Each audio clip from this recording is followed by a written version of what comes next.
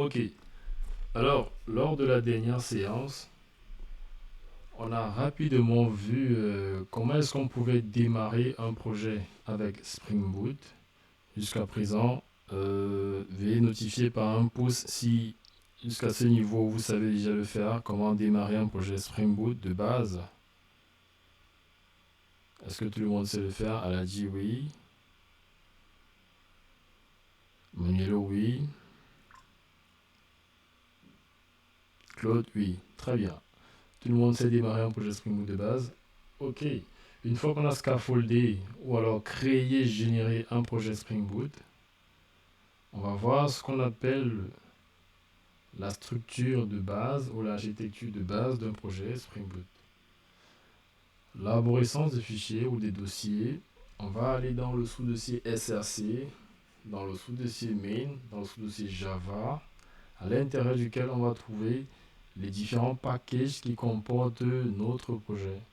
À l'intérieur de ces packages-ci, nous avons la classe principale, qui est la classe via laquelle l'application Spring Boot va démarrer et appeler tous les bins ou alors toutes les classes qui seront intégrées au projet, en passant par le bouton de lancement ici au-dessus. On la voit, elle est là. Et maintenant, à l'intérieur du package de base, on va créer d'autres packages, notamment le contrôleur, l'exception, le package des modèles, le package des repositories, le package des services, qui sont ceux de base qu'on doit absolument et toujours voir dans un projet Spring Boot. Maintenant, en fonction de ce qu'on veut faire, en fonction de comment est-ce que notre projet évolue, on peut avoir d'autres packages qui vont nous permettre de mieux organiser nos codes sources. En l'occurrence, lors de la dernière séance de travail, on a eu à créer un autre package. Manuelo, je pense que c'était toi qui avait démarré avec ça. Et Nums, dans lequel, si on a des énumérations qu'on va devoir créer, elles vont aller ici à l'intérieur. Maintenant, si on a des gestionnaires d'exception ou des erreurs, elles iront ici à l'intérieur, dans le package exception. Jusqu'ici, je pense que c'est bon pour tout le monde. Et la dernière fois, on avait vu que dans le fichier pom.xml, on a toutes les dépendances qui nous permettent d'ajouter des fonctionnalités ou alors d'ajouter des librairies de fonctionnement à notre projet ou alors à notre application Spring Boot. Et la dernière fois, on a ajouté une dépendance qu'on appelle la Spring Doc Open API, celle qui nous permet de créer et de visualiser une documentation de notre API. Et comme rappel, pour lancer notre projet, il fallait venir soit venir directement dans la classe principale et cliquer sur démarrer, ou alors choisir le fichier de la classe principale étant ici au-dessus. Une fois qu'on l'a choisi, on clique sur le play. Après avoir cliqué sur le play, on attend que le serveur Tomcat puisse démarrer. En ligne en bas là, l'avant-dernière ligne, on verra que le serveur Tomcat a démarré et qu'il tourne sur le port 80-80. Maintenant, comment est-ce qu'on fait pour se rassurer que notre projet est fonctionnel? On peut aller directement ici, dans notre navigateur. On va aller à l'adresse. Vu que le projet tourne en local, on va aller à l'adresse localhost 80-80, on tape entrée. Dans un premier temps, on doit tomber sur cette page-ci, White Label Error Page, qui signifie que à la racine de notre projet, on n'a encore mis aucune ressource qui sera retournée lorsqu'on tombe sur la page d'accueil de notre projet. Donc c'est la raison pour laquelle on a cette erreur-ci. En fait, ça c'est normal, ça veut dire que notre projet tourne, il est fonctionnel pour le moment. Et ayant ajouté la dépendance pour la documentation de notre projet, on peut venir ici, on va faire ça, localhost 8080, on va à l'adresse swagger ui index.html, on tombe sur la documentation de notre projet. C'est dans cette documentation-ci, dans cette page-ci, qu'on va avoir toutes les différentes, tous les différents points d'entrée, les différents points d'interaction avec notre API. Généralement, on les appelle les endpoints de l'API. Et ce sont les ressources qu'on va pouvoir développer, qui nous permettent de faire l'interaction ici à l'intérieur. Donc, à quoi est-ce que ça sert? La documentation de l'API permet à d'autres développeurs de pouvoir intégrer notre API avec les systèmes plus facilement. Elle présente tous les attributs des différentes routes, qu'on appelle aussi les endpoints. Elle présente les codes de sortie, les codes d'erreur et tous les codes de retour des différentes API lorsqu'elles sont lancées. Jusqu'ici, est-ce qu'il y a une question?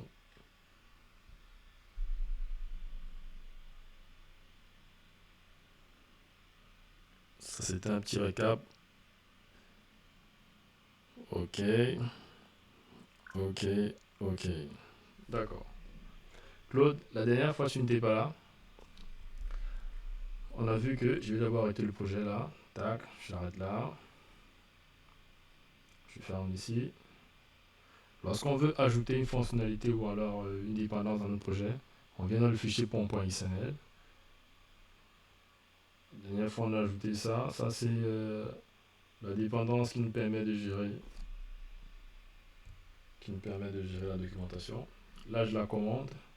Vous allez vous rendre compte qu'à chaque fois qu'on effectue une modification dans le pom.xml, il y a ce petit M là qui nous permet de charger les dépendances ou bien les mises à jour de Maven, de mettre à jour le fichier des dépendances. Quand on clique là, automatiquement, ça charge les nouvelles dépendances ou alors ça soustrait les dépendances qui ont été enlevées. Comme je l'ai commenté là, ça va considérer que la dépendance n'existe pas et ça va automatiquement l'enlever. Donc si je reviens dans le projet, si je redémarre le projet, vous allez vous rendre compte que à la fin, dès que le projet tourne déjà, étant donné que j'ai enlevé la dépendance pour la documentation et que je viens là, si j'actualise la page, ça va me générer une erreur. Parce que toutes les pages auxquelles je vais vouloir accéder vont me renvoyer à l'erreur. Ça veut dire qu'il n'y a rien qui est défini dans cette route-ci. Parce que ça, les liens, généralement, sont appelés des routes ou bien des endpoints lorsqu'on parle des API. Vous voyez que actuellement là, ça ne fonctionne pas parce que la dépendance qui nous permet de gérer ça n'existe pas. On va revenir là. Je vais décommenter. Je décommente ceci et je redémarre le projet.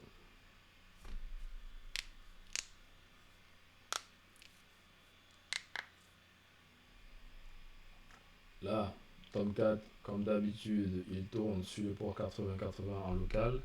Dès que je relance, je réactualise, je me rends compte que, tac, tac, tac, bizarre, ça devrait fonctionner. Alors, j'arrête. J'ai pas actualisé les dépendances. Donc je clique là, une fois qu'il y a une modification, le petit M est là au-dessus, j'actualise. Il va charger les nouvelles dépendances. Télécharger, charger. Une fois que c'est chargé, je redémarre le projet.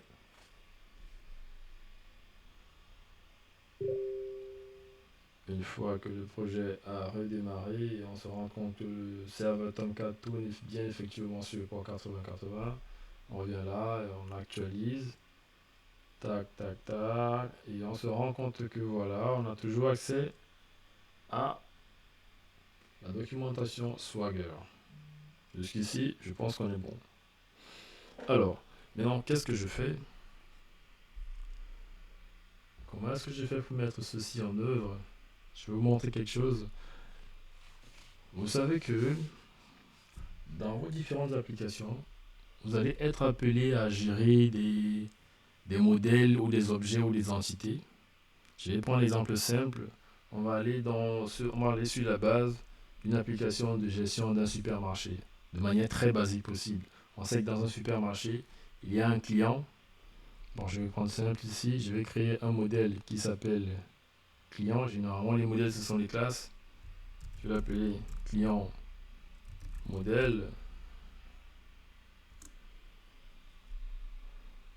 Et là, je vais lui donner ses attributs au client.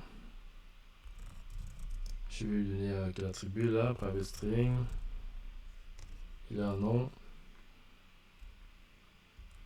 Et qu'est-ce que je vais lui donner comme autre truc, private string. Il a un prénom. Peut-être je vais lui donner. Alors, je vais aussi créer peut-être une énumération là qui va me permettre de. Est-ce que je vais rajouter ça? Est-ce que je vais rajouter ça? Du moins, je vais lui ajouter un identifiant. Private integer id client. Vous verrez tout à l'heure c'est quoi un identifiant.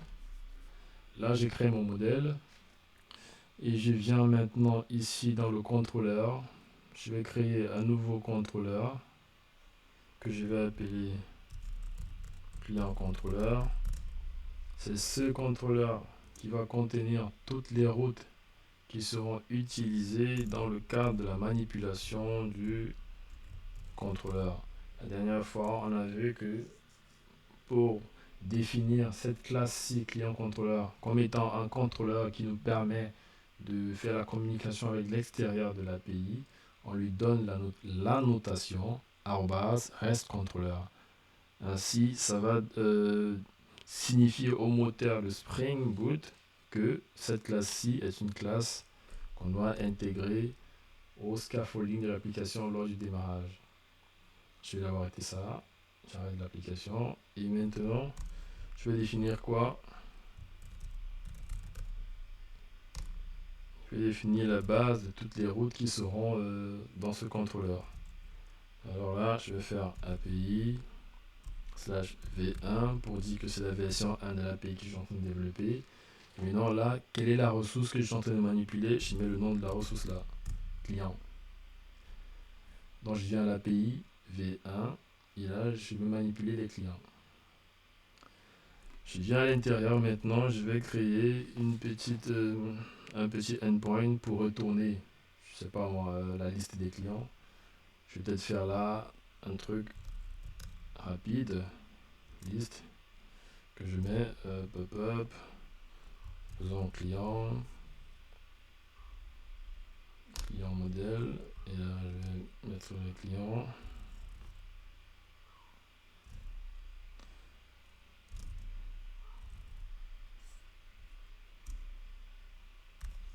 Je vais peut-être faire ça. Et ici à l'intérieur, je vais faire ceci. Alors, pop-up, public. Là, je vais créer un petit endpoint qui nous permet de retourner tous les clients qui sont dans le... Bon, là, on va faire une sorte de test avec une dataset. Je pense que j'ai reçu une question comme ça. C'est Aladji qui me demandait quelle est la différence entre une application avec dataset et une application avec base de données. Donc, ça me revient à l'esprit. Et là, voilà un exemple typique. Là, on a créé une dataset des clients. C'est-à-dire, on a créé déjà une petite base intégrée ou incorporée dans l'application des clients. Celle-ci est différente de la base de données. La base de données, elle est ailleurs dans un moteur de base de données. Or, par contre, la dataset, elle est définie déjà au préalable et elle est récupérée quelque part. Donc, on va créer ce truc-là, public. Ça nous retourne quoi? Ça nous retourne un client. Je vais l'appeler comment? Get clients.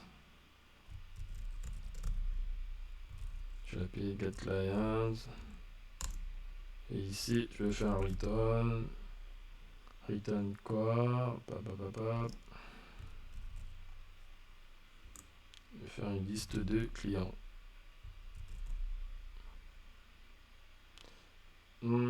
Si je fais ça, ça va me retourner une erreur. Qui sait pourquoi? Qui va me dire pourquoi ça retourne une erreur là? Si je fais ça.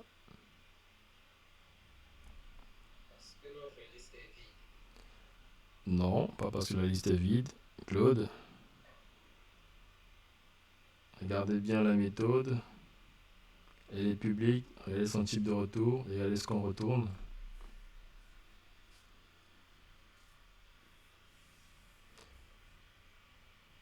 Alors, ok, personne. On va revenir dessus. C'est parce que on retourne un client. La méthode s'attend à ce qu'on retourne un client, mais nous on a retourné une liste de clients. Vous voyez un peu? On est ensemble là.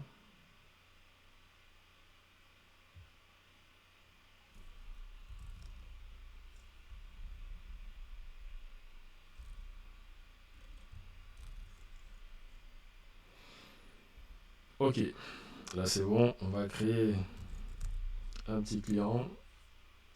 On va l'appeler comment là? On va l'appeler le mec. On va lui dire il s'appelle comment?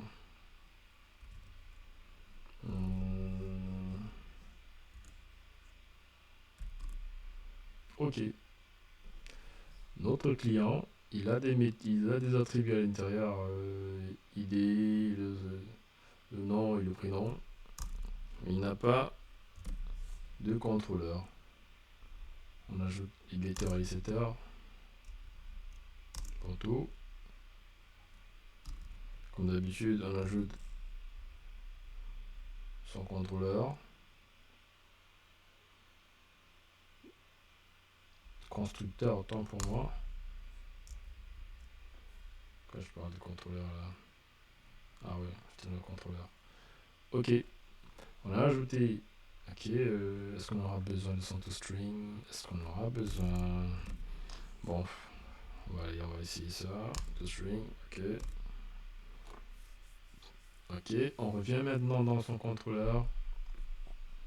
On va faire ce client modèle. Point set id. Ou alors on va le créer même directement avec des numéros pour aller plus vite. On fait 1. Son nom c'est Abana.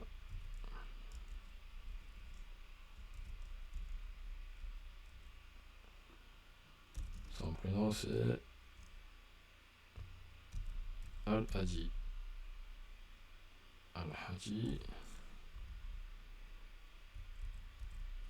Ok, je vais créer deux autres clients que je vais appeler Claude et Manuelo. J'espère que je n'ai pas écorché ton nom, Claude.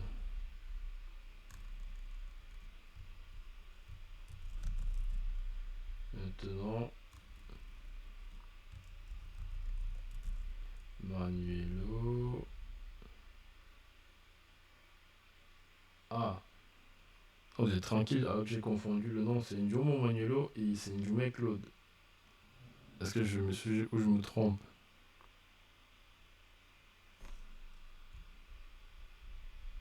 Les gars, c'est le moment de parler, s'il vous plaît. Ne laissez pas écorcher vos noms comme ça. Mon micro était fermé, tout le monde vient. Ok. Ndiomo Manuelo et.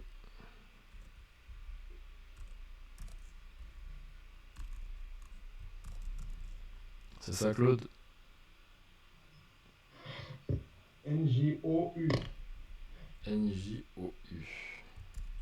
D'accord, je pense que là c'est calé. Ndiomo Manuelo ou Ndioumé Claude. Ok, ok, ok, ok.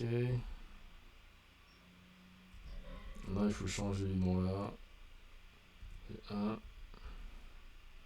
et 2.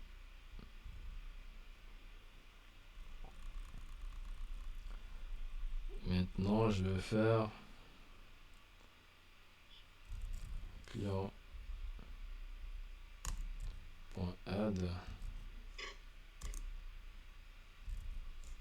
client modèle.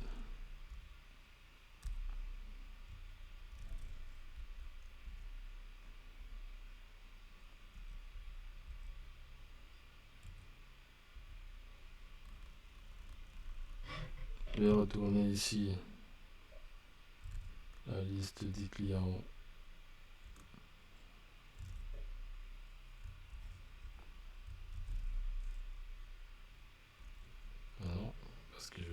comme ça.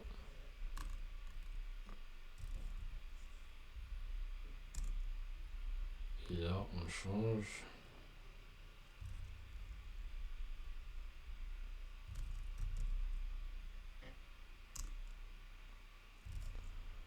Ok. Alors, là, qu'est-ce qu'on a fait?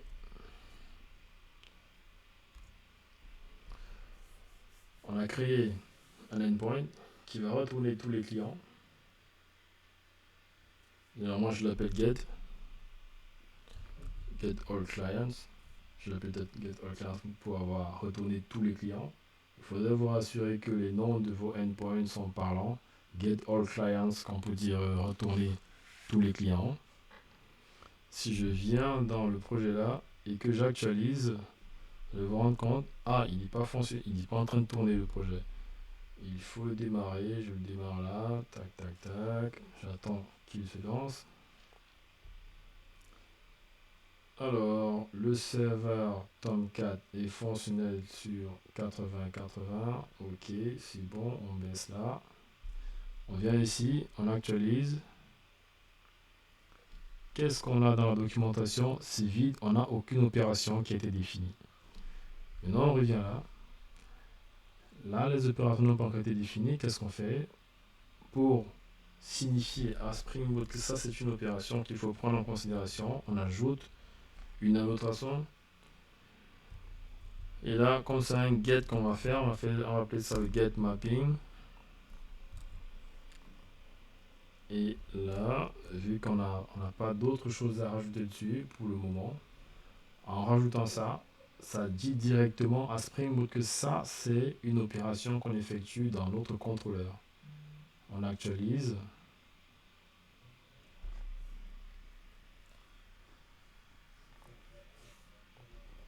Après avoir actualisé, on vérifie toujours que le serveur Tomcat est fonctionnel sur le port 8080.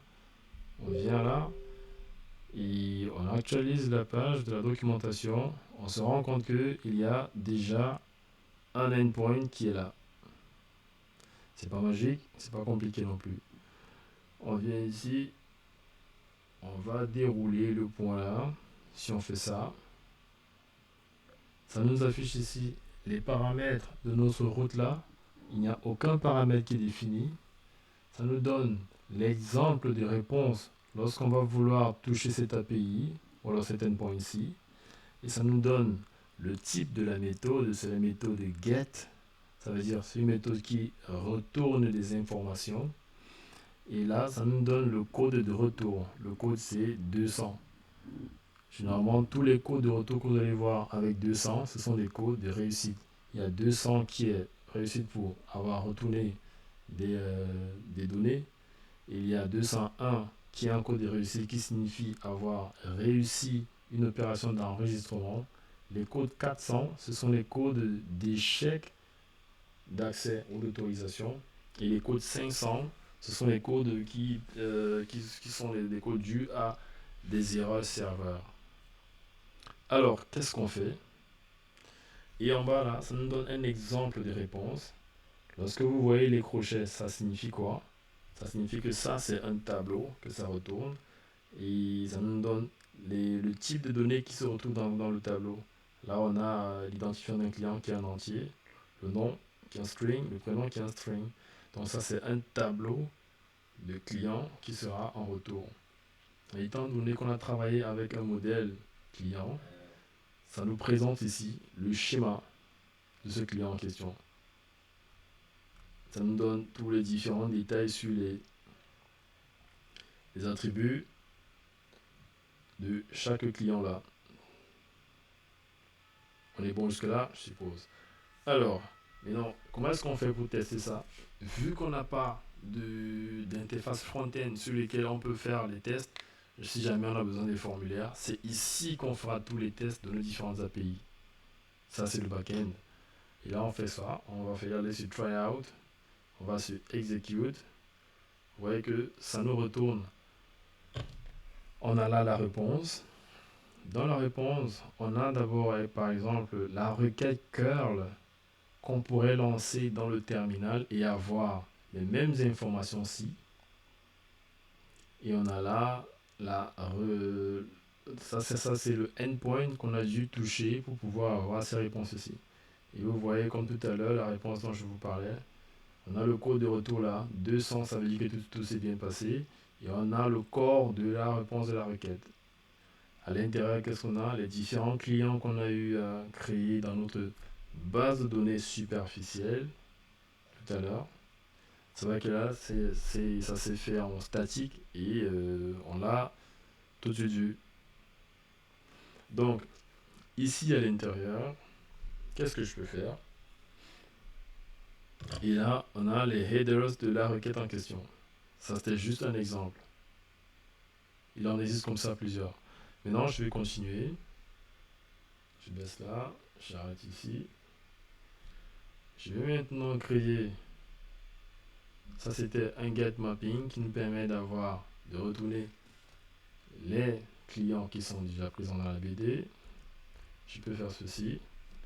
Alors, je vais faire un exemple. Si je veux ajouter un client dans la base de données, je fais ce qu'on appelle un post mapping. Ça, c'est une annotation qui me permet d'ajouter un client dans la base de données. Et là, je mets ma méthode public. Public. Qu'est-ce que je retourne? Oh, je peux toujours retourner la liste de tous les clients qui sont présents dans la BD. Je vais lister les clients modèles.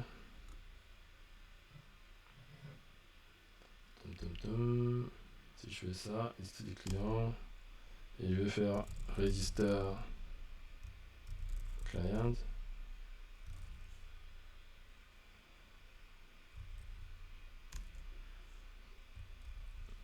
Register client.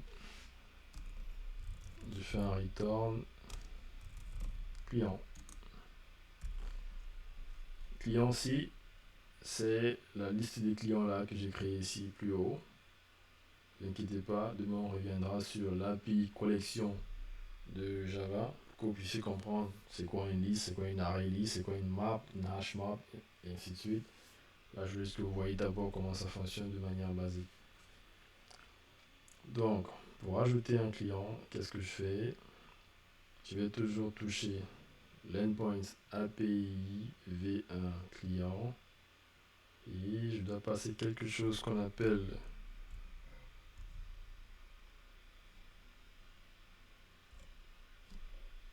avant d'arriver là, on va d'abord faire ça de manière plus simple. Je vais par exemple créer un client là.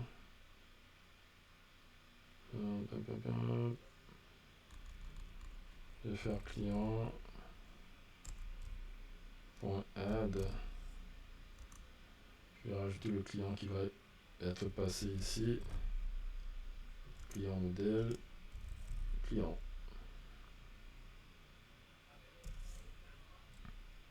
Je vais l'appeler client. Pour ajouter un client, on va passer ce client là en paramètre de la fonction ou de la méthode register client. Et ensuite, à l'intérieur, là, on va le rajouter simplement comme ceci. Mais si on fait ça tout simplement comme ça, c'est un peu trop facile. Spring Boot ne pourra pas savoir qu'on veut rajouter ce client-ci ou alors qu'on veut récupérer ces données-ci. Comment est-ce qu'on fait? Parce que ces données-ci, là, ce client-ci, va être récupéré à travers un formulaire. Mais comment est-ce qu'on dit à Spring Boot que les données là viennent du formulaire? C'est ça qu'on veut prendre pour parser, c'est-à-dire convertir avant de mettre ça dans la liste des clients ici en bas. Comment est-ce qu'on fait? On doit ajouter une annotation, toujours avec Spring Boot, tout ce sont les annotations. Là, ce sont les requests, c'est un request body. Ça veut dire le corps de la requête. Qu'est-ce qu'on dit à Spring Boot? Que le client qui entre là, il faut le considérer comme le corps de la requête qui a été passé dans le formulaire avant de le rajouter dans cette route-ci. Vous voyez? On est bon?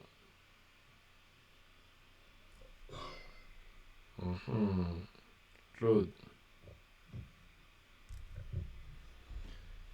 On est bon? Les gars, ça passe quand même?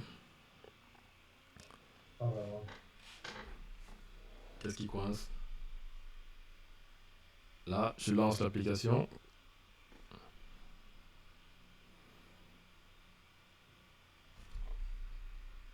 Je me rassure que le serveur fonctionne bien là sur 80-80. Je reviens là. J'actualise la page. Si je baisse ça, je me rends compte que j'ai deux endpoints qui sont déjà là.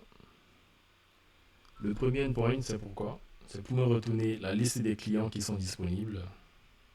Si je fais ça, si je fais try out là pour tester, je mets execute, ça m'affiche la liste des clients disponibles. Maintenant, je viens ici dans l'API post si. À quoi est-ce qu'il sert l'API ici là? Ça c'est pour ajouter un client. Je viens faire un tryout ici pour tester. On me montre le corps de la requête. Qu'est-ce que je fais? Je dois mettre les données ici à l'intérieur. Je peux lui donner dans un premier temps l'identifiant 4 parce que je sais qu'il y a déjà 3 là-bas au-dessus. Je lui donne un nom. Par exemple là, Zong, Andreas, et j'exécute. Si vous venez ici, vous voyez qu'une fois que j'ai rajouté le client, je retourne encore la liste des clients. Quand je reviens là, pour vous montrer la suite, ça m'affiche tous les clients qui étaient déjà dans la base de données avec le client que je viens de rajouter. De la même manière, même si je relance la requête ci, pour retourner tous les clients, je vais execute. Ça me ramène la liste des clients avec ceux que j'ai rajoutés. Et là, ça a dupliqué? Oui, ça a dupliqué normalement. Pourquoi ça a dupliqué? Vous allez vous rendre compte que, en fait, ça n'a pas dupliqué. Ça a simplement à rajouter encore 1, 2, les mêmes 3 premiers clients qui avaient déjà au-dessus. Parce que dans le corps de la méthode ci, on l'a fait de manière statique. Je ne sais pas si tu vois un peu. Et comme on a rappelé la méthode là,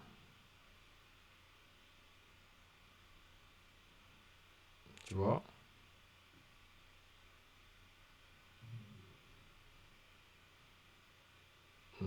tu vois un peu ou pas? Je ne vois pas. C'est à cause du client add là. Ouais, client add, rajoute un client. Ok. Et donc, vu qu'on veut... Là, ça c'était juste au départ pour vous montrer comment est-ce qu'on fait pour ajouter un client. Pour ajouter des clients.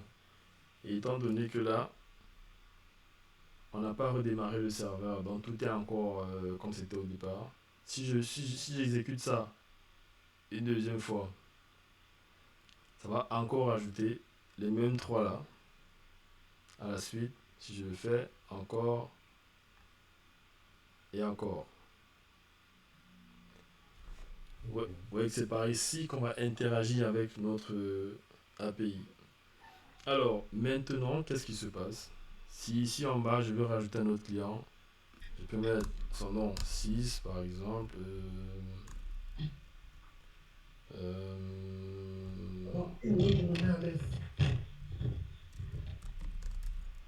Je vais appeler Molango, c'est quelque chose là. Franck. Et que j'exécute. Ça a rajouté le client, si là, qui a l'identifiant 6, qui s'appelle Molango, qui a son prénom Franck. Et en bas, ça m'a retourné la liste des clients présents dans la BD à l'heure actuelle, avec notre nouveau client qui est là juste en bas. Ça, c'est juste des exemples pour vous montrer comment est-ce qu'on peut faire pour ajouter un client ou pas dans la BD. C'est vrai que dans un premier temps, à l'heure actuelle, la base de données, elle est statique. Ça, c'est une dataset qu'on a créée. Parce que là, elle est statique, il n'y a rien de dynamique à l'intérieur. Ça veut dire si je redémarre, par exemple ici, si je redémarre le serveur,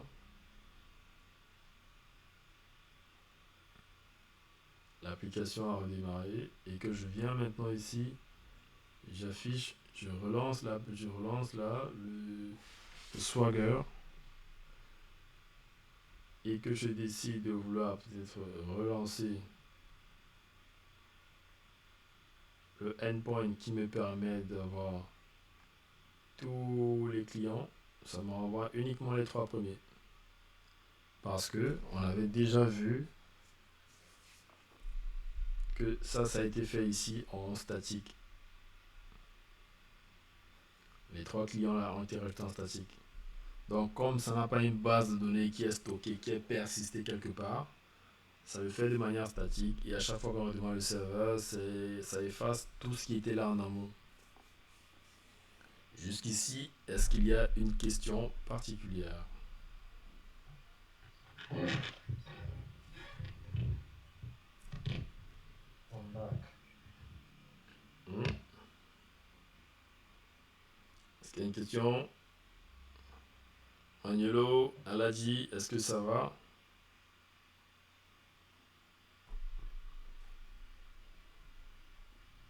Là, ça va mieux. Ouais, je regarde encore. Ouais, ce sont les choses. Est-ce qu'il y a une question? Il ne faut pas juste regarder, il faut essayer de comprendre. Il faut comprendre en fait. Regarde, est-ce que tu peux essayer de commenter un peu, on appelle ça, chaque API qu'on essaie pour faire, même après qu'on puisse se retrouver là qu'on va lire.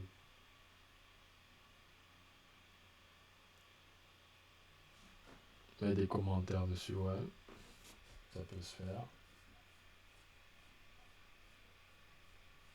Et comme ça, je suis exactement à quoi sert chaque API.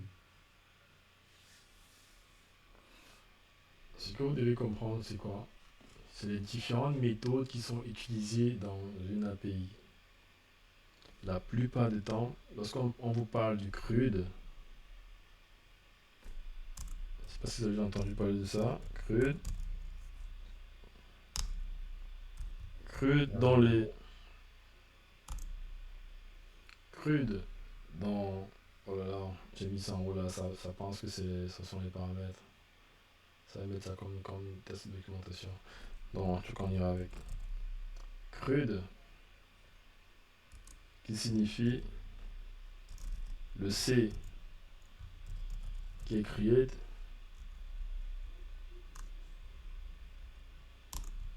le R qui est read,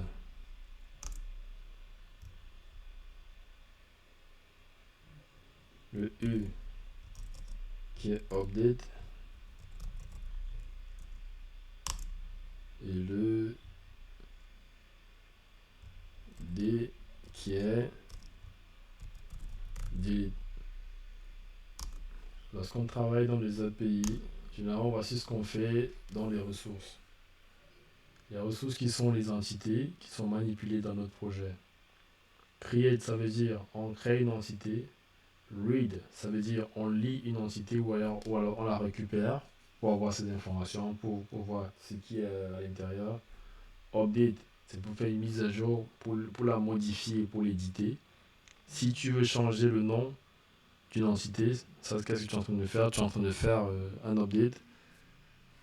Si tu veux peut-être supprimer une entité, là tu es en train de faire un delete. Donc à chaque fois que vous allez entendre parler de CRUD, vous savez que c'est ça. Est-ce qu'il y a une question sur le CRUD? Qui ne comprend pas le CRUD?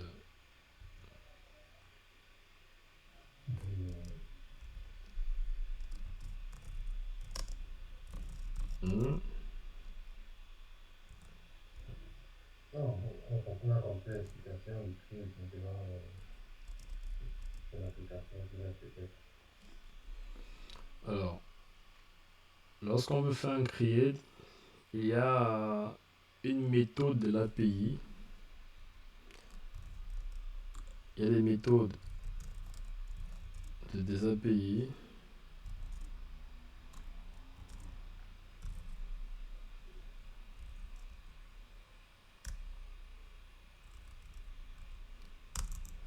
Ici, on a la première méthode get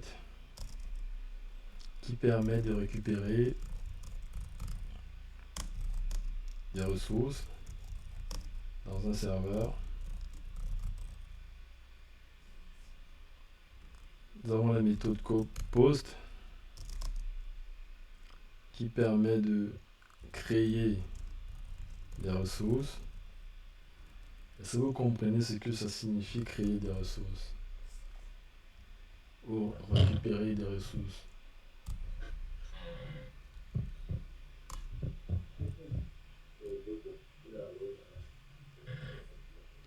Hello, Oui, oui.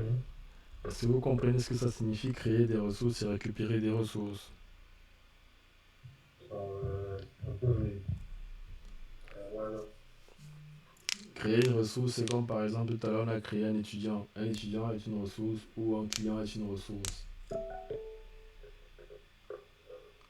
Vous voyez? Ok. Donc, il y a post pour créer une ressource et de manière très évidente, si on parle du CRUD, quelle est la méthode de l'API qui va avec?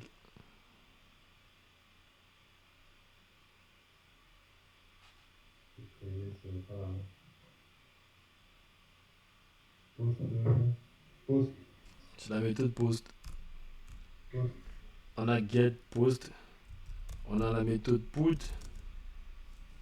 qui permet de modifier une ressource. Oh, j'écris ça en anglais. En parenthèse objet ou entité.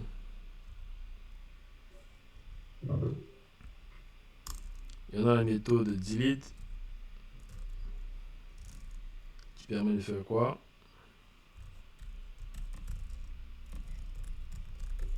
Supprimer une ressource. Vous devez comprendre que les API fonctionnent suivant le protocole.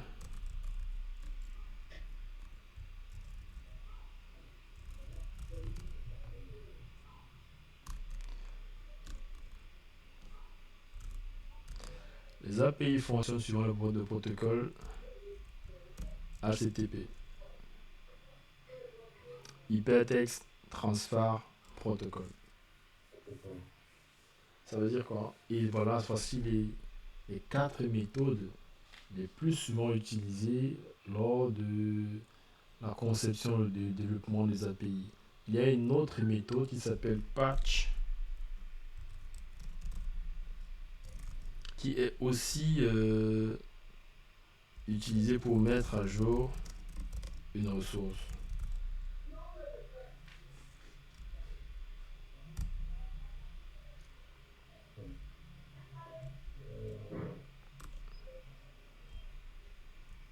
C'est comment?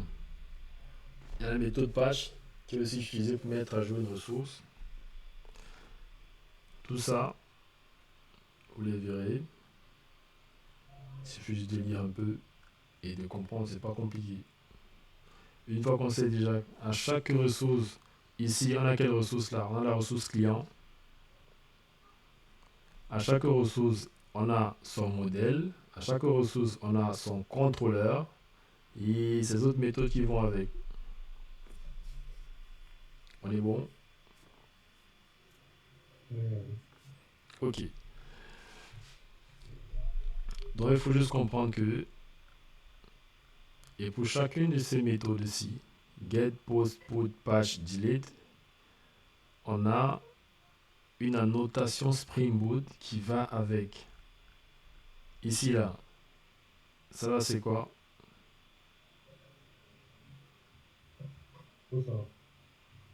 Là, qu'est-ce qu'on a? Get mapping. Ça sert à quoi le get mapping? Qui permet d'avoir d'afficher, De récupérer. Ouais, de récupérer les données. On a vu là, get, récupérer des ressources. On a maintenant en bas là, post mapping. Il sert à quoi le post mapping qu'on a vu tout à l'heure en haut? permet de créer des ressources. Créer des ressources. Post, c'est pour créer des ressources. En même temps, on peut faire un delete mapping.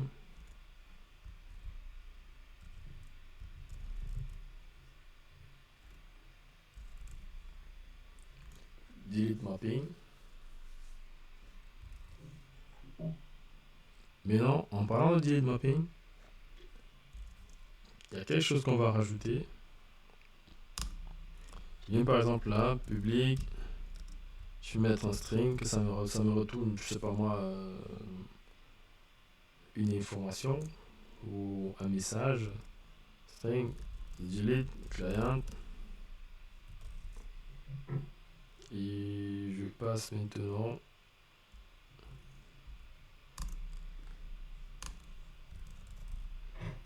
je vais faire un return client supprimé.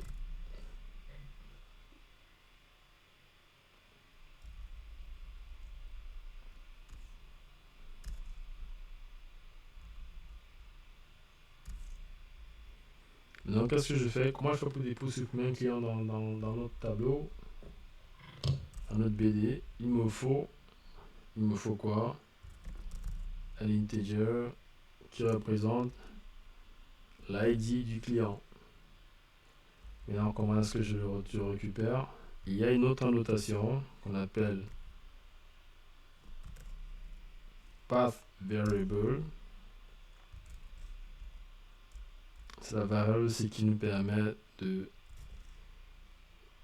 faire la liaison entre l'identifiant qu'on va passer en paramètre là-bas de la méthode et celui qu'on va récupérer ici en bas. Je le mets là, id slash id. Lorsque je fais ça, delete mapping, je mets la slash entre accolade id. Qu'est-ce qui va se passer? Je vais enregistrer pour vous montrer un peu ce qui se passe. Je redémarre le serveur.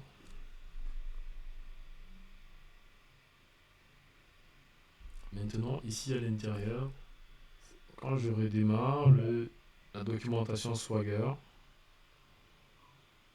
naturellement, il y a un troisième endpoint qui va s'afficher là. Vous voyez que, qu'est-ce qui se passe? La route vers l'API de suppression d'un client, c'est quoi? API, version V1, la ressource client, et devant, on a l'identifiant du client. Je veux que vous compreniez bien ça. Donc, lorsqu'on est dans un contrôleur, ici au départ, tout en haut, grâce à la notation request mapping, on met la base de la route, c'est-à-dire de toutes les routes des API qui sont à l'intérieur. Vous voyez que la base, c'est ça, API V1 client. Donc ici à l'intérieur, vous allez voir, pour le get, c'est API V1 client. Donc ça met d'abord la base ici, avant de mettre ce qu'on a rajouté en bas là. Lorsqu'on ne met rien, ça prend automatiquement la base comme la route. Lorsqu'on ne met rien, ça prend la base comme la route. Mais lorsqu'on met quelque chose, ça prend la base, ensuite ça rajoute ce qu'on a mis là. Ouais, un peu. Alors, maintenant que j'ai fait ça, et comment est-ce que je fais la liaison entre la route, le paramètre qu'on va passer ici là à l'intérieur là, dans la route-ci, et le paramètre qui est ici en bas? C'est grâce à la notation path variable, ça veut dire que la variable de chemin, la variable qui se trouve dans la route. Vous voyez, ça c'est la route. Tout ça, c'est la route de l'API là qu'on appelle encore le endpoint. Et la variable ici, c'est le path variable qui signifie la variable de route. C'est ça qu'on a ici. Et Spring Boot le reconnaît grâce à la notation ci. Donc si vous mettez un nom ici entre accolades, vous devez avoir le même nom ici en bas, entre parenthèses, entre double quotes, je veux dire. Ça signifie que le paramètre qu'on va mettre ici là va être joint à celui-ci et utilisé dans la méthode à l'intérieur là. Donc je peux décider de, si je veux peut-être supprimer, au lieu de, je vais retourner plutôt la liste des clients pour qu'on voit bien comment j'ai supprimé ça. Hop, hop, hop, hop.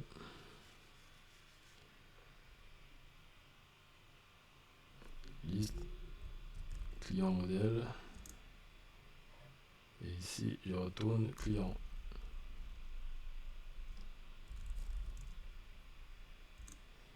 Je retourne tous les clients.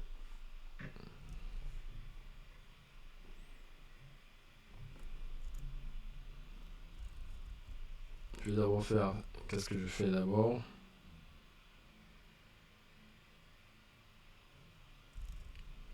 Je vais parcourir la liste des clients pour me rassurer que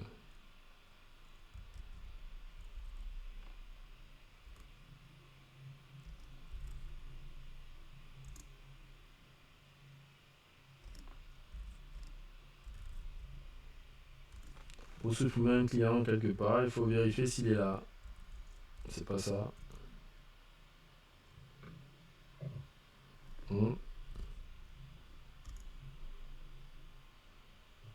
Je vérifie. Je vais aller pour chaque client dans la liste des clients. S'il y a un client,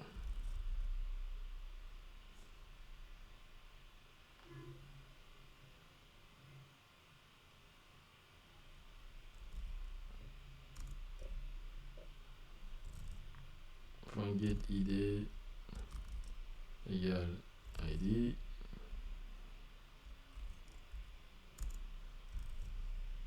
Je retire point remove.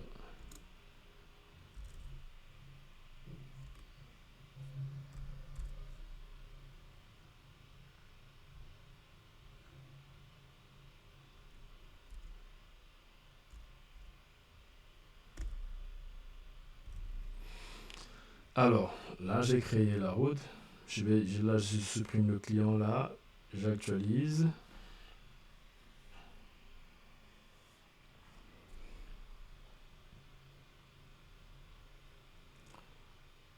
Le serveur est fonctionnel.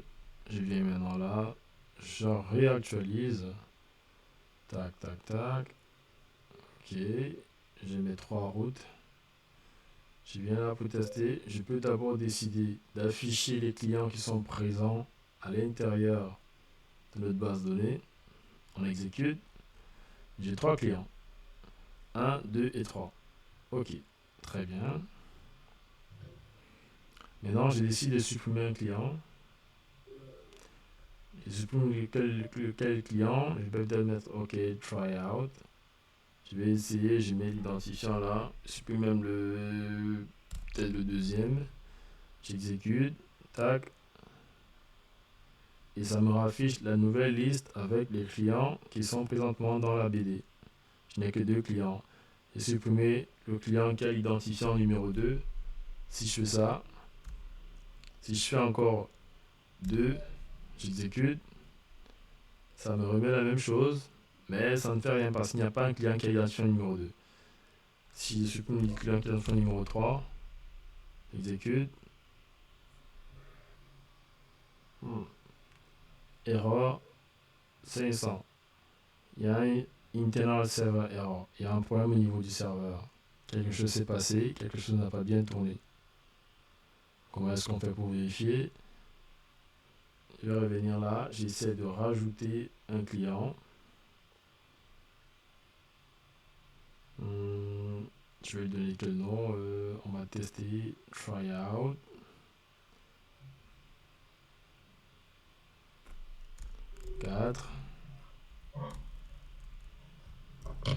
Je vais l'appeler Stormbreaker.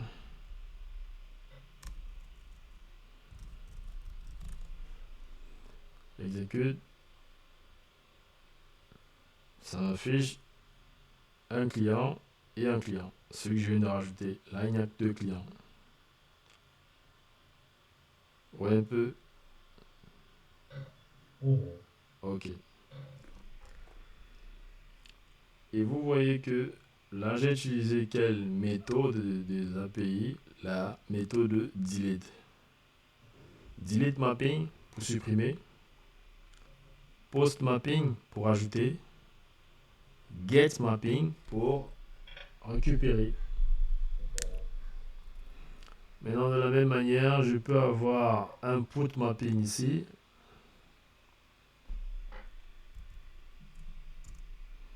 Je peux avoir un put mapping. Toujours pour faire quoi? Pour modifier un client.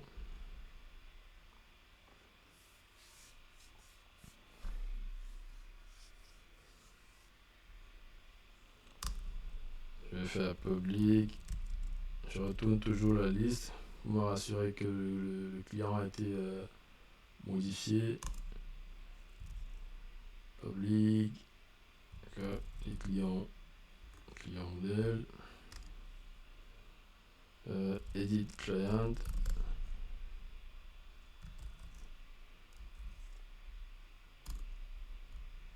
Je vais faire la même chose. Request body. Request body qui sera. Ah non, ça c'est path variable. Variable de chemin. Je l'appelle ID parce qu'il y a l'ID en haut. C'est un integer qui est ID. Maintenant là, je vais return client point virgule. Je fais ceci. Mais non, qu'est-ce que je fais? Je vais modifier.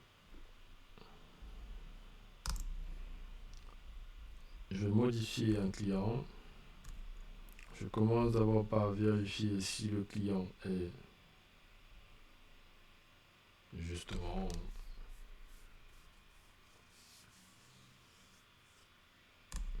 si le client existe dans la BD.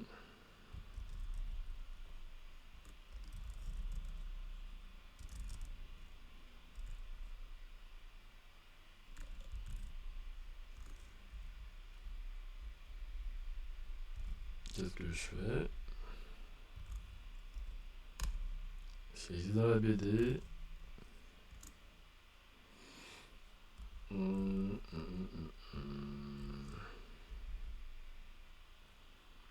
Si le client point getID égale à l'ID. Maintenant ici, qu'est-ce que je fais?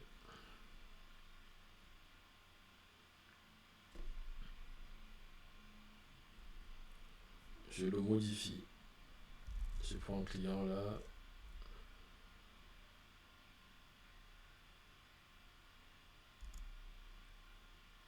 Voilà. 7 par exemple. Quels sont les paramètres qu'on va attribuer?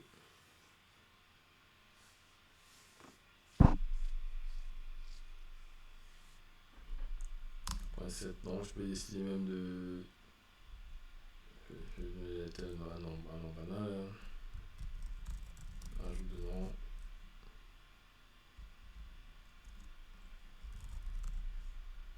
Client.set prénom.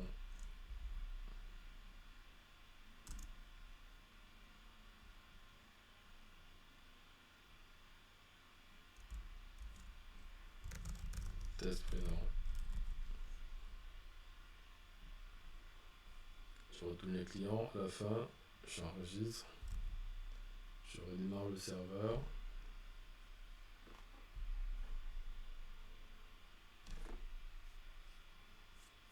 Une fois que ça tourne, je reviens là.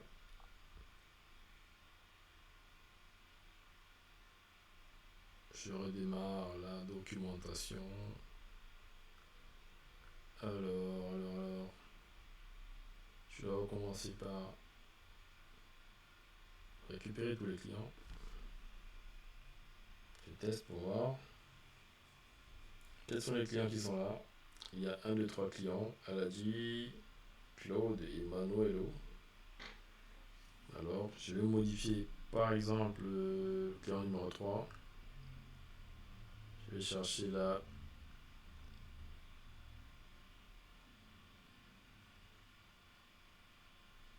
Qu'est-ce que j'ai fait? Pour modifier, il faut un port mapping là. Je viens là, je fais un tryout. Je prends peut-être le deuxième. J'exécute. Ça me raffiche les clients avec les noms que j'ai modifiés. C'est vrai que je les ai modifiés de manière statique. Ça me montre le client avec les noms qui ont été modifiés. Ouais, un peu. Ça, c'était un peu un exemple d'utilisation des 4 méthodes des API. Pour toutes les ressources que vous allez développer dans vos projets personnels, vous allez devoir développer ces outils-là. La route pour modifier, vous allez devoir faire le CRUD sur chacune de vos ressources autant que moi.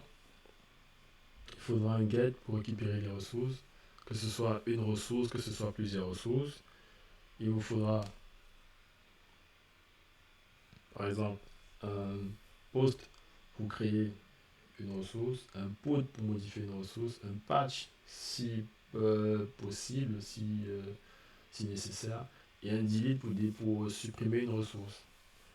Vous allez devoir développer les 1, 2, 3, 4 méthodes aussi pour chacune de vos entités. Ça, c'était un exemple. Alors, maintenant, lorsqu'on parle de ressources, comment est-ce que ça marche? Comment est-ce que ça fonctionne? Vous devez d'abord être en mesure de pouvoir créer et modéliser vos différentes ressources à l'extérieur lors d'une conception. C'est-à-dire vous allez créer votre base de données, vous allez générer ce qu'on appelle vos différentes entités. Vous allez les générer sur papier ou bien en utilisant des outils numériques qui existent déjà en ligne qui vous facilitent le travail lorsque vous avez déjà bien documenté vos ressources de manière textuelle bien écrite quelque part. Dans une base de données, qu'est-ce qu'on retrouve généralement? Je vais commencer par effacer ça. Tout ce qu'il y a à l'intérieur là, ok. Dans une base de données, on peut avoir une base de données des clients. Comment est-ce qu'on fait pour différencier les différents clients? Il nous faudra toujours un attribut qui va nous permettre de référencer un client de manière unique, de manière à ce que à chaque fois qu'on pointe sur cet attribut dans une base de données, on va toujours retrouver le même client identique. Et c'est cet attribut-là qu'on appelle généralement la clé primaire. Jusqu'ici, est-ce qu'on est bon? Hello. Manuelo. Oui. Ok, très bien. Donc si vous avez plusieurs clients qui ont chacun un nom et un prénom, comment vous faites pour les différencier? On les différencie à travers cet attribut unique là qui ne peut pas se répéter, qui n'est jamais nul et qui n'est pas modifiable. C'est cet attribut qu'on appelle l'identifiant. Eh bien, avant d'arriver à ce niveau, il faudrait que vous fassiez ce qu'on appelle une modélisation de votre base de données. Et c'est ce qu'on va essayer de brosser tout de suite là, après avoir vu ça par exemple. Alors, jusqu'ici, est-ce qu'il y a des questions particulières concernant ce qu'on vient de voir? On est parti sur la BD. Est-ce que c'est bon quand même? Ça a du sens? Moi, ça va. Ok. Aladi? Des questions? Posez des questions. Qu'est-ce qui ne va pas? dit ton époque, Pour l'instant, il n'y a pas de questions à l'avance. Non, mais tu as dit que ça ne va pas. Si ça ne va pas, c'est qu'il y a une question. Ou si c'est pas une seule. Bon, pour l'instant, il n'y a pas préparé des questions. Ça avance bien. Hmm. Mhm. Ok.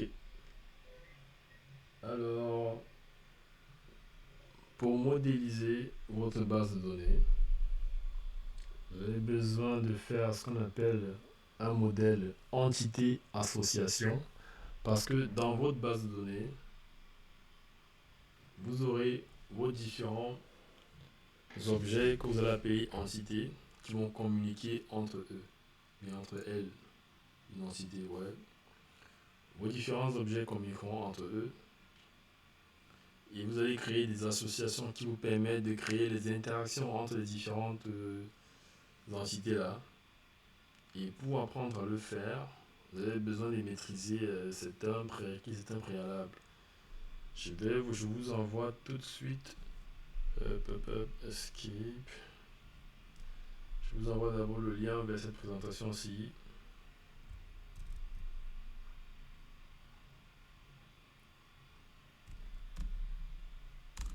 Vous pouvez la regarder un peu plus tard si vous voulez. C'est une présentation qui est assez détaillée, qui vous parle un peu de tout ce qui est modèle, entité, association, qui est un modèle qui est très très très reconnu et utilisé dans les méthodes Mérise pour concevoir et représenter les bases de données. Alors, bon, ça ce sont les bases, définition d'un système d'information, c'est pas trop important pour le moment.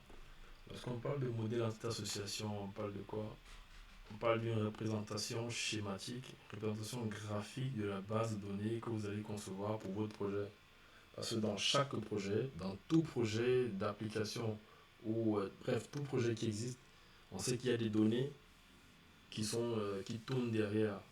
Et ces données-là ont besoin d'être sauvegardées quelque part pour faire des analyses ou bien pour faire des traitements afin de produire une valeur. Et comment est-ce qu'on fait pour stocker ces informations-là? On ne va pas stocker les données-là de manière hasardeuse. Il faut bien suivre un certain ordre précis. Et pour suivre cet ordre-là, vous avez besoin de définir des règles qui vont vous conduire dans le cadre du stockage de ces différentes données. À la fin, une fois que ces données sont stockées de manière systématique, en suivant les règles là, vous sortez avec ce qu'on appelle la base de données. C'est cette base de données là qui va vous permettre de pouvoir faire toutes vos analyses, sortir tous vos schémas et bref, avoir de l'argent derrière votre application. On est bon? ouais. D'accord. Alors, pour définir le modèle entité association, il faut suivre plusieurs étapes. Premièrement, il faut identifier les différents concepts sémantiques utiles pour décrire votre système. Ça veut dire quoi? Prendre tout ce qui est objet, identifier tout ce qui peut être défini comme un objet dans votre système. On va prendre l'exemple, on va prendre quel exemple de système ici? Oui, partons même toujours sur l'exemple du supermarché là. Dans un supermarché, si on veut avoir les différents objets ou bien les entités, on sait que dans une application de gestion de supermarché, on a quoi comme entité centrale? On a les clients, on a les produits qui sont vendus, ou bien les items, je sais pas trop, et on a les commandes. On sait au moins qu'un client passe une commande, et dans une commande, on a des produits qui sont référencés.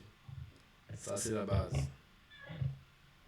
Voilà un exemple classique. Comment est-ce qu'on fait ensuite? pour chacune des entités là, même peut-être pour chacun des clients, pour chacune des commandes, pour chaque produit, il existe deux concepts clés qui sont premièrement le nom, l'entité, et deuxièmement les propriétés. Les propriétés ici là qui sont assimilables aux attributs qu'on a vus lors de la programmation orientée objet. Vous vous souvenez? Hello. D'accord. Il n'y a que Manuelo qui se souvient. Hein. C'est chaud là. Qui ne connaît plus ce qu'on appelle les attributs là? Oh, ça va, ça va. Hmm. Donc l'entité ici peut être assimilable à la classe ou au modèle, comme on le voit tout à l'heure là. Vous vous souvenez, tout à l'heure, il y a cela quelques minutes, on a créé le modèle client. Et à côté de ce modèle client, on a créé d'autres choses. Mais ici, là, lorsqu'on parle d'entité, c'est assimilable à ce modèle-là, qui est représenté dans notre base de données. Et maintenant, cette entité a des propriétés. Les propriétés, là, définissent l'entité en question. Parmi ces propriétés, nous avons pu définir tout à l'heure le nom et le prénom du client. Ça, ce sont des propriétés. Maintenant, comment est-ce que les deux entités, bien les deux, trois, bref, toutes les entités de notre système, comment est-ce qu'elles communiquent? Elles communiquent via ce qu'on appelle une association. Lorsqu'on dit un client passe une commande, le verbe passer est l'association entre la commande et le client. Ou bien un client commande des produits, le verbe commander est l'association entre le client et les produits. On est bon là? La relation qui va exister entre les entités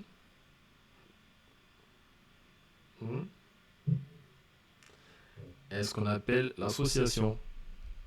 On est bon? Oui, ça va. Claude, pas respirer fort comme ça. Hein. Ça va, ça va, ça va. Alors, on a là un aperçu du modèle, ça ce sont les objets sémantiques. Lorsqu'on a une entité qui a des propriétés ou des attributs, on peut avoir des associations qui déterminent le lien entre les différentes entités. Ça, c'est clair. Les associations peuvent être binaires, ternaires ou hernaires. Binaire, ça veut dire que c'est entre deux entités. Ternaire, c'est entre trois entités. Hernaire, c'est entre plusieurs entités. Généralement, les entités sont représentées par un rectangle contenant le nom et le nom du type de l'entité et les propriétés, qui sont les différents attributs de l'entité. Elle a dit, il y a un document que tu m'as envoyé tout à l'heure. Je ne l'ai pas encore regardé en profondeur, mais il se rapproche fortement de ce que nous sommes en train de faire actuellement. Je vais le regarder et je vais te revenir avec des modifications pour que tu puisses le mettre à jour de ton côté. Donc j'attends à ce que d'ici à là, chacun ait fait ça. Manuelo, j'ai pas reçu ton document. Document, on n'est pas loin de faire. Mon type, c'est comme si tu dors pendant le cours. Hein. Non, le document n'est pas ça que je dis, je comprends pas. Je pense pendant le dernier cours. Elle a dit. Ou bien c'est moi qui parle mal. Ah, quand on devait créer les entités et puis si on a reçu le repos, non. C'était ça, non, ou bien. J'ai pas reçu. J'ai fait pour moi, il fallait pousser, j'ai créé mes entités, j'ai poussé. Ou bien il fallait créer un fichier à part et lister tout ça. Ouais, je pensais qu'il fallait créer un fichier. Alors moi, j'ai une fois fait dans les. J'ai fait une fois des entités D'accord. dans mon projet. Ok, je vais dans lister. En fait, lorsque vous faites comme ça, il faut me notifier pour que je puisse checker. Parce que je ne reçois pas les notifications, je ne sais pas trop pourquoi. Mais c'est pour Claude que je reçois souvent une notification dans mon mail. Je ne sais pas quelle configuration il a fait là-bas. Alors, maintenant, le diagramme entité-association, c'est un diagramme qui va vous lister toutes les entités et les associations qui les lient entre elles. Une association peut être représentée par une ellipse contenant le nom association. Les entités participant à chaque association sont attachées au moins des lignes continues. Chacune de ces lignes est étiquetée par la cardinalité de l'association. Ça allait être du charabia dans vos têtes parce qu'il se fait tard. Mais je vais vous montrer ça de manière plus pratique. Exemple d'entité. Tout à l'heure, on a vu un client perd une entité, un étudiant perd une entité, un cours perd une entité, ou alors un prêt perd une entité, ou alors un membre d'une association perd une entité. Ouais, un peu.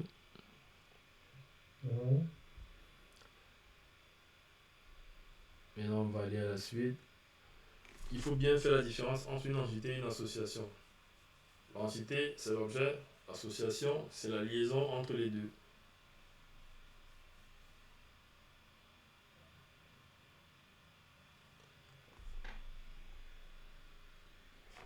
Bon, et les propriétés, c'est ce que vous voyez, généralement les attributs.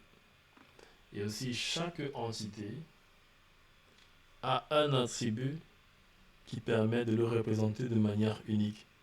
Généralement, cet attribut-là, c'est ce qu'on appelle la clé primaire. Maintenant, dans certaines entités, il y a d'autres attributs qui viendront se positionner en provenance d'autres entités. Ces attributs-là seront ce qu'on appelle les clés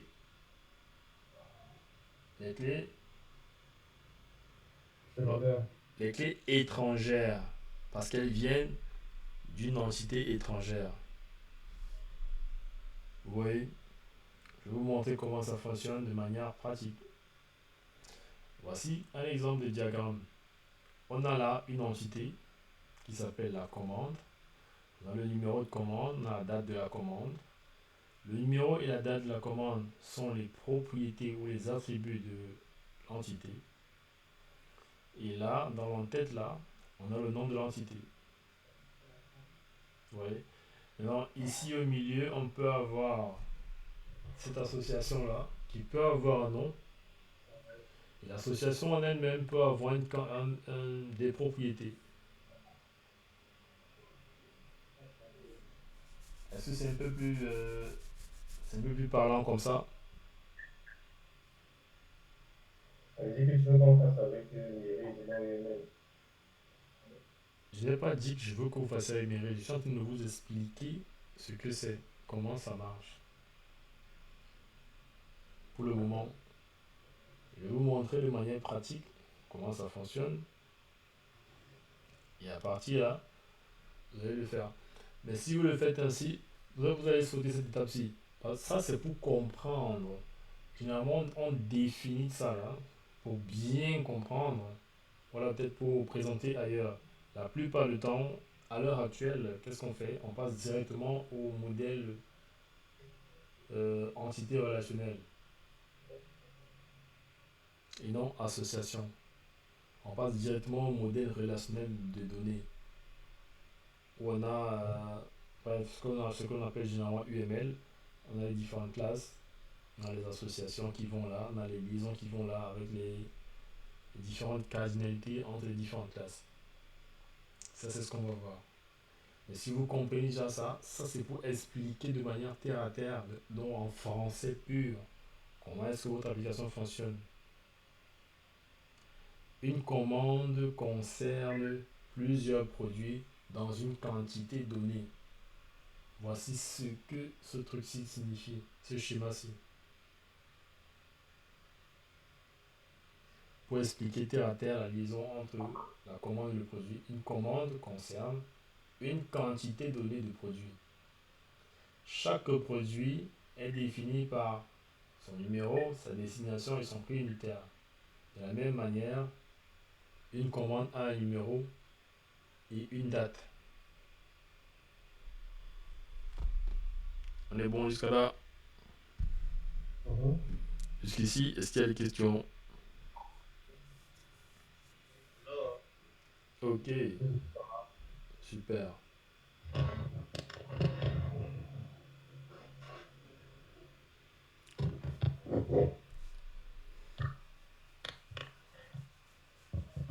Dans les occurrences, réalisation particulière d'identité, propriété d'une association. Ça aussi, c'est pas très difficile à comprendre.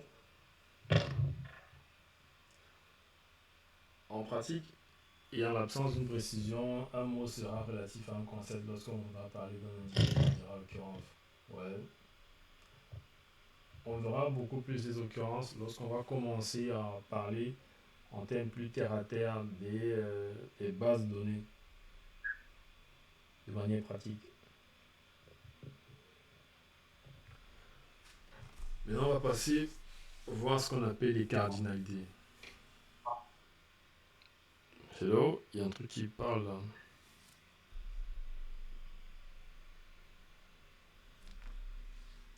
La cardinalité, c'est quoi? C'est une notion qui nous permet de définir le nombre d'une entité, le nombre d'entités, mais alors le nombre d'un type, la quantité d'un type d'entité qui opère dans une association entre une autre entité et cette entité-là. Je vais venir ici pour vous expliquer ça de manière plus claire. Nous sommes ici dans la commande et le produit. On nous dit que une commande concerne un produit dans une quantité donnée. Dans une commande, on peut avoir plusieurs produits. Un produit peut apparaître dans combien de commandes? Dans 0 ou plusieurs commandes. Je prends un exemple. Si je vais au marché, je vais au supermarché, je vais acheter de la sardine. Je passe ma commande, je veux 5 sardines. Claude passe sa commande, il veut 6 sardines. Manuelo vient, il passe sa commande, lui il veut plutôt 2 boîtes de beurre. Claude et moi on a commandé les sardines, Manuelo n'a pas commandé les sardines. Ça veut dire que la sardine n'apparaît pas dans la commande de Manuelo, mais elle apparaît dans ma commande et dans la commande de Claude.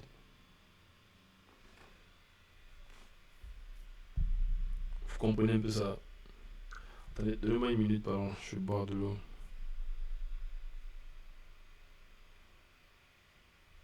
Alors.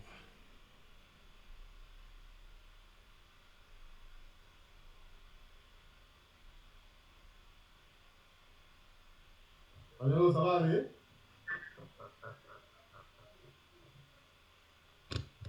Manolo, ça va aller? Ça va aller? Ouais, ça va aller. Vas-y. Oui. Ça bouge? Oui. Moi, je suis trop compétentiel. C'est ça que je sais C'est passer là. Je suis trop pris, par contre. C'est vrai que la semaine prochaine que je serai encore, disons, un peu libre. Cette semaine-ci là, même demain là, je ne sais pas si d'être là. Moi, demain, j'ai examen de permis dans la matinée. Je vous ai dit ça la semaine. Non, tu étais absent, c'était avec Manuel. Donc, demain, j'aurai examen. Donc, je ne sais pas si nous allons travailler dans la soirée, mais sinon, peut-être seulement dimanche. Si tu n'es pas là ici, par la nuit, on voit avec Andrea, son programme c'est en soirée, si Manelo est d'accord. Oui, oui. Donc, j'aurai examen dans la matinée. Hein? Et Bon, à la distance, c'est à quelle heure? Bon, puisque moi, je vais finir l'examen en principe aux environs de 17h. Donc, ici. la finale, c'est 20h, non, Manelo? Donc, on peut pas jouer avec ça.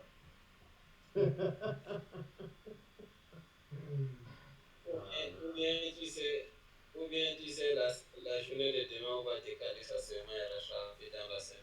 Peut-être, si vous êtes d'accord. Si vous ne voulez pas, ça vaut pas la peine. Mieux, peut-être qu'on va décaler. Parce que Oui. Puisque et je ne peux pas vous dire que je termine l'examen à 17h, on commence à 17h30, ça sera encore difficile. là, ça va difficile. Les gens, ils vont suivre.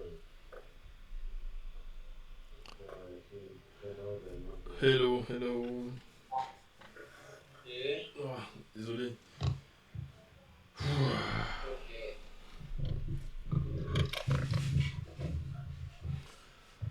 Alors, vous avez fait un peu des commentaires sur le diagramme là. Là, Cardinalité, on était à la cardinalité. Alors, est-ce qu'il y a. Il y avait un truc ici qui parlait de la cardinalité. Ouais, très bien. Très bien.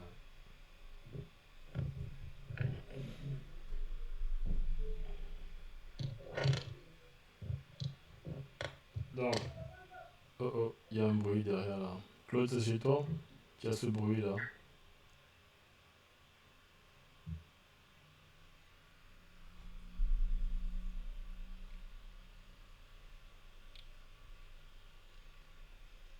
Alors, lorsqu'on parle de cardinalité, je prends ici un exemple dans le diagramme là.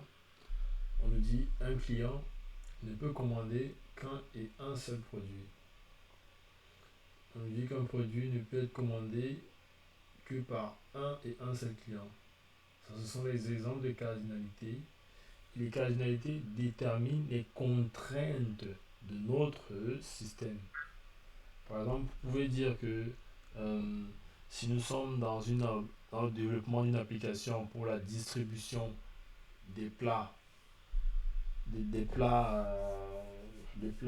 repas à l'université par exemple, pendant la pause, on va vous dire, un étudiant ne peut recevoir qu'un et un seul plat, bien un et un seul repas, à une date et à une heure. Et un repas ou bien un plat, si peut-être les plats ont des trucs spéciaux, je sais pas, j'ai des numéros spéciaux là, un plat ne peut être utilisé que par un et un seul étudiant à un moment donné. Parce qu'on ne peut pas avoir deux étudiants qui mangent dans le même plat ou bien qui mangent le même repas au même moment dans un même plat. Ouais, un peu. Donc, en fonction des différentes contraintes qu'on va définir dans notre système, on aura soit des cardinalités en fonction de ce qu'on veut. Est-ce qu'on est bon ici? Oui. Maintenant, ça,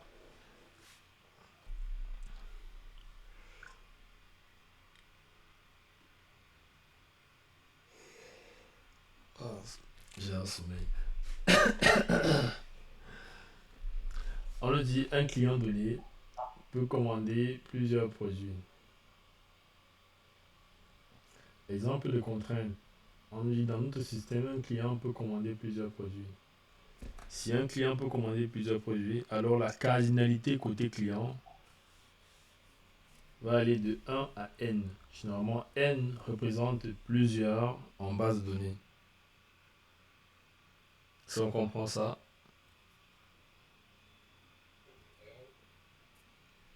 Et maintenant, lorsqu'on a quelque chose comme ça, on a une cardinalité multiple ici, là, de 1 à n, de type n, et ici de type 1, 1. La relation là est de type 1n. Vous voyez un peu 1n. Et généralement, lorsqu'on a ce type de relation 1n, le produit qui peut, ou alors l'entité qui peut être récupérée en plusieurs quantités par un seul client, va généralement se voir ajouter la clé primaire de celui qui peut les manipuler à plusieurs. Et cette clé-là va devenir ici la clé étrangère. Les gars ne sont plus avec moi. Oui. Non, je suis avec Oh, vous. c'est. Je suis avec vous. Vous êtes suspectement très calme là. Ouais. On aussi, on écoute.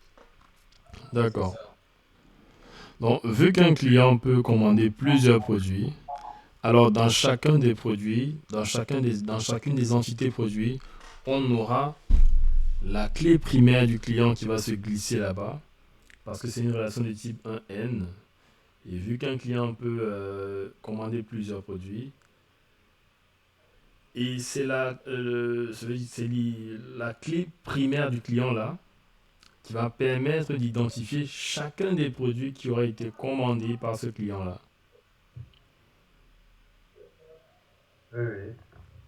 C'est vrai que dit comme ça, c'est un peu bizarre, mais lorsque vous allez faire un test, lorsqu'on va faire ça pendant le peut-être demain, oui, on va commencer par ça. Une fois qu'on aura fini, bref, vous allez voir.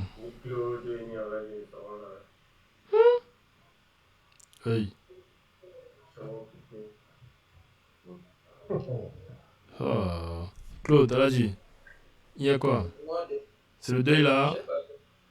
Non, demain, j'aurai examen. Donc, nous en suivrai l'examen et produire les résultats à la fin. L'examen de permis de conduire. Oh, aïe aïe.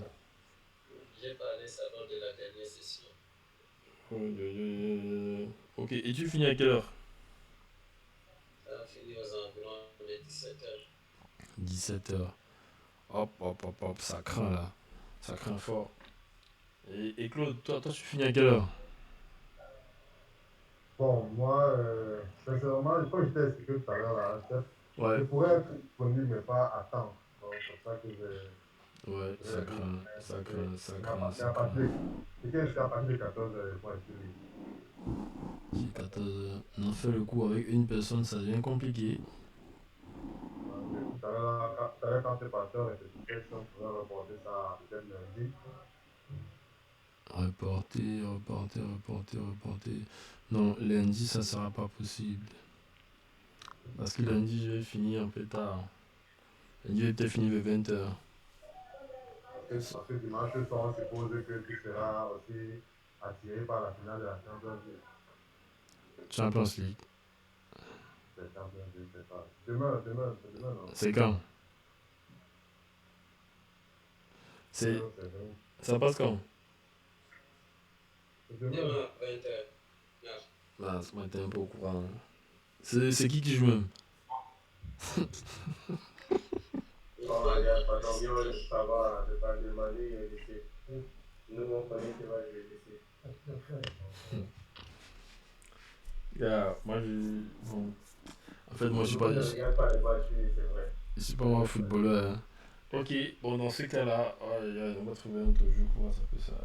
Ça craint. Aïe. Ok. En tout cas, d'ici dimanche, vous serez quand même disponible. Oui. Claude, Manuelo. Pour moi, dimanche, ça va être. Ok. Donc dimanche, on sera là tous. D'accord. La séance de demain, on va la pousser à dimanche. Et dimanche, on va trouver un moyen pour mieux organiser. D'accord. C'est bon pour tout le monde? D'accord. Ok, super. Alors, maintenant, ouais, c'est la même chose. Un N. Ici, on dit un client donné commande plusieurs produits. Association de type 0,1. Ça veut dire soit la contrainte du système, c'est qu'un client peut commander soit 0 produit ou bien un produit ou plusieurs produits. Maintenant, un produit peut être commandé par 0 client ou par plusieurs clients. Ça revient à ce que j'étais en train d'expliquer tout à l'heure. Que Manuelo commande, je sais pas moi, bon, comme c'est un footballeur là. Manuelo Par commande. 0, par 0, par 1, pas par 0 plusieurs. Non, non, non. Un client peut commander Donc, il un commande. ou plusieurs produits. Oui. Maintenant, un produit peut être commandé par 0 ou un client. Ça peut être la contrainte du... Ah oui, je comprends ce que je disais, d'accord, ça marche. Ça s'appelle la contrainte du système. Donc, en fonction de ce que vous décidez pour votre système, vous évaluez les contraintes et ça devient ce qu'on appelle les cardinalités de votre base de données. Je ne sais pas si tu vois un peu. Ouais. Donc, c'est vous qui définissez les contraintes et en fonction des contraintes là, vous avez les cardinalités. De la même manière, on a ça partout. Voici les cardinalités bien expliquées, de manière schématique. Une occurrence de commande est concernée au moins une fois. Si vous comprenez ça. Mhm. Maintenant, une occurrence de commande peut être concernée plusieurs fois.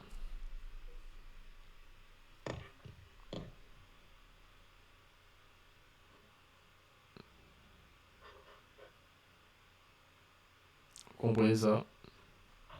Oui. On dit une occurrence de commande, ça c'est pour la cardinalité ici. Une occurrence de commande peut ne pas être concernée. Ici, ça signifie quoi?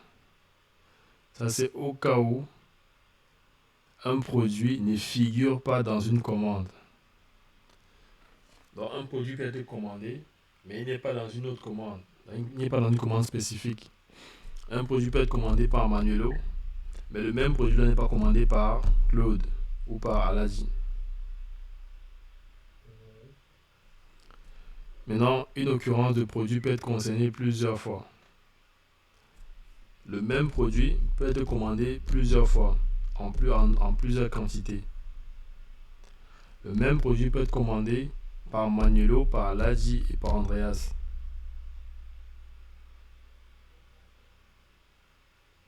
Oui. Donc en gros, vous allez essayer de lire le document-ci. Là, c'est textuel, c'est carrément textuel. S'il vous plaît, je vous invite à le lire parce qu'il y a beaucoup de documentation à l'intérieur, beaucoup de théories là. Il faut bien lire la théorie là. Dimanche, je vais vous montrer de manière pratique comment on passe avec UML pour ressortir la base de données un peu plus facilement que ça. Ça, c'est la théorie pour vous aider à comprendre le principe de fonctionnement.